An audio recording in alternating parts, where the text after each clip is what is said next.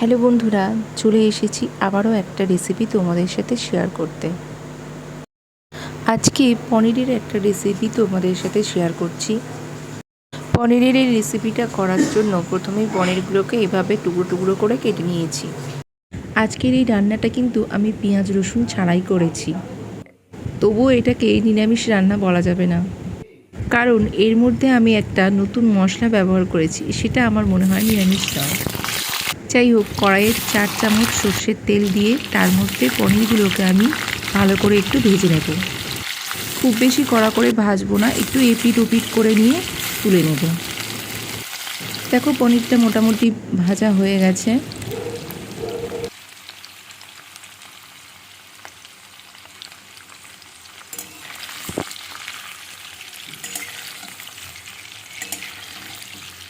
গ্যাসের অন্যদিকে একটা পাত্রে গরম জল করেছি, আর তার মধ্যে অল্প একটু নুন দিয়ে পনিরগুলোকে এর মধ্যে ভিজিয়ে রাখবো বেশ খানিকক্ষণ, যাতে পনিরগুলো একটু নরম হয়।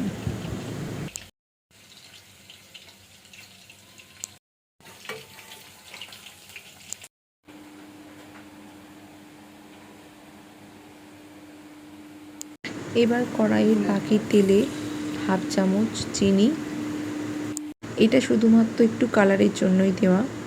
এরপরে দুটো এলাচ, দুটো লবঙ্গ, দুটো গোলমরিচ আর একটু দারচিনি দিয়ে দিলাম। পুরো রান্নাটা আমি সর্ষের তেলে করেছি, তোমরা চাইলে ঘি দিয়েও করতে পারো, খুব টেস্ট হবে, বা সাদা তেলেও করা যায়। এরপরে আলুগুলোকে একটু ভালো করে ভেজে নিতে হবে।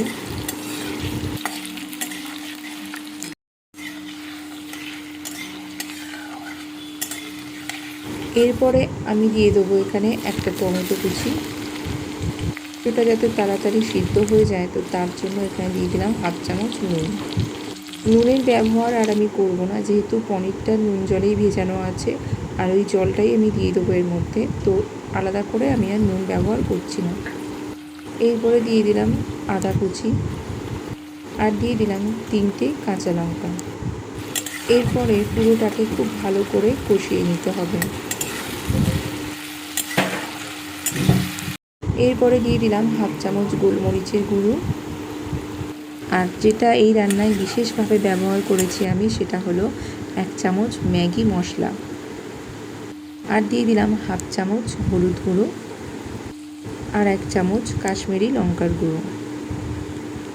যেহেতু ম্যাগি মশলা আমি এখানে ব্যবহার করেছি, তাই আলাদা করে আর কোনো জিরে বা ধনের গুঁড়ো ব্যবহার করিনি।